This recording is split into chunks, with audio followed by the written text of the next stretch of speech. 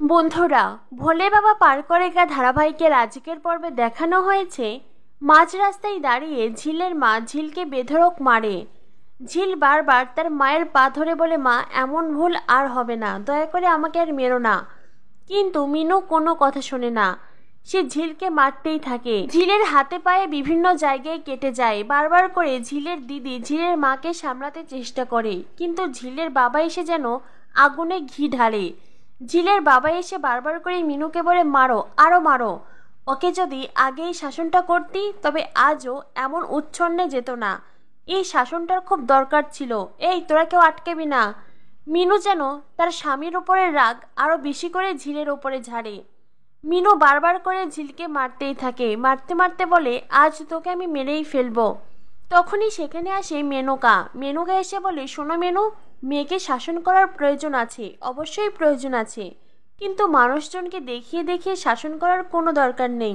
তুমি বরং মেয়েকে নিয়ে বাড়িতে যাও, ঘরের দরজা বন্ধ করে মেয়েকে শাসন করো, বুঝলে? মিনু বলে, এই মেনকা, তুমি একদম চুপ করে থাকবে, একটাও কথা বলবে না। আমি আমার মেয়েকে কি করে শাসন করব, কি করে শাসন করব না, সেটা আমার ব্যাপার। তুমি এর মাঝে একটাও কথা বলবে না। আমি যদি আমার মেয়েকে মারতে মারতে এখানে মেরে ফেলি তবে তুমি তো খুব খুশি হও, তাই না? খুব খুশি হবে তুমি, তবে আমি তাই করব। ওকে মারতে মারতে আমি শেষ করেই ফেলবো। তখনই ঝিলের দিদি বারবার করে ঝিলের মাকে আটকানোর চেষ্টা করে। ঝিলের বন্ধুরাও ছুটে আসে, কিন্তু ঝিল বলে, সবাই চুপ কর, একদম কেউ এগিয়ে আসবি না। আমার মা কি বললো, আমাকে মারতে মারতে মেরেই ফেলবে, তাই তো? ঠিক আছে, ঠিক আছে মা, তুমি আমাকে মারো, যত খুশি মারো, আমিও দেখতে চাই তুমি আমাকে কি করে মেরে ফেলো। ঝিলের দিদি ঝিলকে জড়িয়ে ধরে কাঁদতে থাকে। ঝিলের মা ঝিলের পায়ে আবারও বাড়ি মারে, আর তারপরে ক্লান্ত হয়ে লাঠি ফেলে দেয়। ঝিলের মা বলে, এইরকম মেয়ের বেঁচে থাকার কোনো অধিকার নেই, চলে যা, তুই আমার চোখের সামনে থেকে সরে যা, কখনো আমার সামনে আসবি না। সাক্ষ্য তখন তার মেজিকাকে বলে, মেজিকা চলো, আমাদের যেতে দেরি হয়ে যাচ্ছে। ভেবেছিলাম নার্সিংহোমে ফ্রেশ মাইন্ড নিয়ে যাব, কিন্তু সেগুলোর কিছুই হলো না। ঝিল তখন উঠে দাঁড়ায়। ঝিল সাক্ষ্যকে বলে, আজ আপনার জন্য আমার মা আমাকে এতটা মারলো, সেদিন আপনার জন্যই ফাংশনে বাবা আমাকে চড় মেরেছিল, আর মা আজ রাস্তায় সকলের সামনে আমায় এইভাবে মারলো। ঠিক আছে, আপনার খুব অহংকার, তাই না? আমি আপনাকে বলছি, আপনার এই অহংকার ভেঙে চূর্ণ হয়ে যাবে, দেখে নেবেন আপনি। এই বলে ঝিল ওখান থেকে চলে যায়, আর সাক্ষ্য ঝিলের যাওয়ার পথে তাকিয়ে থাকে। ঝিলের বন্ধুরা বলে, ঝিল কোথায় যাচ্ছিস? ঝিলের দিদি বলে, ঝিল যাস না, বাড়িতে আয়। ঝিলের বাবা বলে, আরে আরে, ওকে যেতে দে, কোথায় আর যাবে? সেই তো ঘুরে ফিরে ওকে বাড়িতেই আসতে হবে। ওর কি অন্য জায়গায় যাওয়ার জায়গা আছে নাকি? ওকে তো কেউ নেবে না, কেউ নয়। এরপরে দেখানো হয় সাক্ষ্যদের বাড়িতে এসে ছুটি। সাক্ষ্যর মা বাবা ছুটিকে দেখে ভীষণ খুশি হয়ে যায়, কিন্তু মেজ কাকি ছুটিকে দেখে ভীষণ রেগে যায়, কারণ মেজ কাকুকে নিয়ে ছুটির সাথে সন্দেহ করে মেজ কাকি। আর তাই তো মনে মনে ছুটিকে হিংসে করে। ছুটির ওপর যে তার অনেক রাগ। ছুটির ছেলের জন্মদিন, তাই তো জন্মদিনে সবাইকে ইনভাইট করতে এসেছে। ঋষভের 25 বছরের জন্মদিন। ঋষভ চাই এই পরিবারের সবাই সেখানে উপস্থিত থাকুক। সাক্ষর মা বাবা বলে তারা যেতে রাজি, কিন্তু মেজ কাকি জানিয়ে দেয় সে যেতে পারবে না। ছুটি বলে, কেন? আমার প্রতি তোমার অ্যালার্জি থাকতেই পারে, কিন্তু আমার ছেলেটাকে তো তুমি খুব ভালোবাসো, আর আমার ছেলেটাও তোমায় খুব ভালোবাসে, তবে যাবে না কেন? মেজ কাকি বলে, আমি সংসারী মানুষ, সংসারে আমার অনেক কাজ থাকে, আমি চাইলেই সবকিছু ফেলে যেতে পারি না। ছুটি বলে, একটা দিনেরই তো ব্যাপার, এসো, তোমার ভালো লাগবে। তখনই সেখানে আসে সাক্ষর বোন। সাক্ষর বোন এসে বলে, আরে ছুটি আন্টি, কেমন আছো? ছুটি বলে, ভালো আছি। হ্যাঁ রে, ঋষভের জন্মদিন, তুই কিন্তু অবশ্যই যাবি।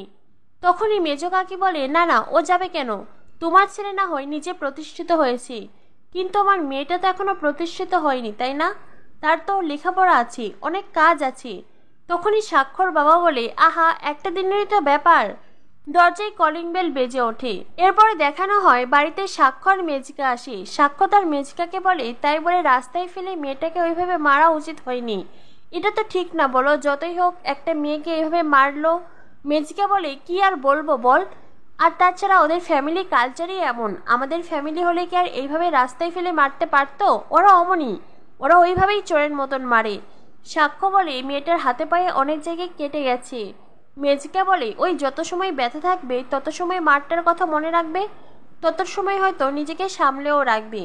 যেই ব্যথা ভালো হয়ে যাবে অমনি আবার যা খুশি তাই করবে। এরপর দেখানো হয় ছুটিকে দেখে তৃণাঞ্জন বলে, আরে ছুটি যে, তো কখন এলে? ছুটি বলে, এই তো কিছু সময় আগে। তখনই মেজ কাকি বলে, কেন তুমি জানতে না ও এসেছে?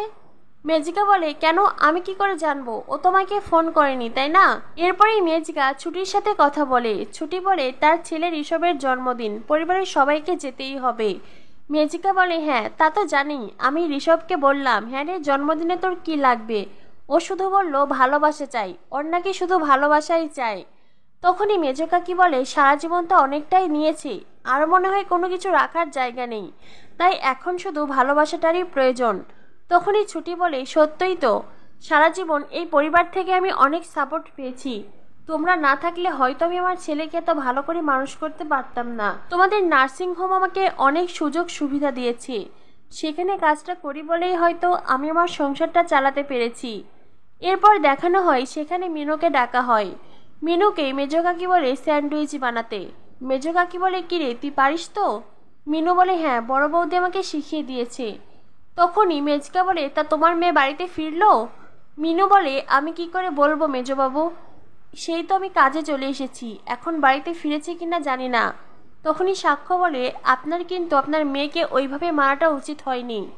মিনু বলে, তাছাড়া আর কি বা করবো, কথা শোনে না তো, এখন মেরেছি, কিছু সময় পর দেখবেন আবার সে একই কাজ করবে, একটুও শুধরাই না ও। সাক্ষর বাবা বলে, তুমি আবার কাকে মেরেছো? ঝিলকে কি আবার তুমি মেরেছো? সাক্ষ্য বলে, শুধু মার নয় বাবা, রাস্তায় ফেলে বেধড়ক মেরেছে। তখনই সাক্ষর বাবা মিনুকে বলে, এই যে এত বড় মেয়ের গায়ে হাত তোলো, মেয়েটা যদি কিছু একটা ভুলভাল করে বসে তখন কি করবে, পারবে তো নিজেকে ক্ষমা করতে? না, শাসন মানে এই নয় যে সবসময় তোমাকে গায়ে হাত তুলতে হবে, মারতে হবে। শাসন কিন্তু বিভিন্নভাবেই করা যায়, তাই আর কখনো মেয়ের গায়ে এইভাবে হাত তুলবে না।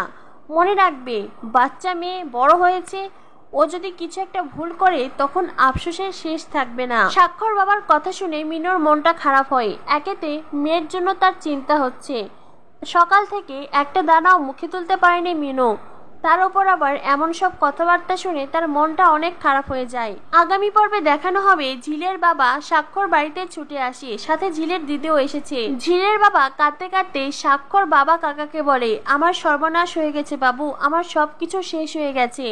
ঝিলের দিদিও তখন হাউমাউ করে চিৎকার করে বুক ফেটে কাঁদছে। মিনু বলে, কি রে মা, কি হয়েছে, আমাকে বল কি হয়েছে? ঝিলের দিদি বলে, মা ওই রেল লাইনের ওইদিকে ঝিল গিয়েছিল, আর ওখানেই নাকি একটা বডি পাওয়া গেছে। আগামী পর্বে এও দেখানো হয় রেল লাইনের পাশে ঝিল শুয়ে আছে। তবে কি ঝিলের বড় কোনো অঘটন ঘটে গেল? বন্ধুরা, কি হতে চলেছে ভোলে বাবা পার করেগা ধারাবাহিকের পরবর্তী আপডেটটি পেতে আমাদের সাথেই থেকো। ধন্যবাদ সবাইকে।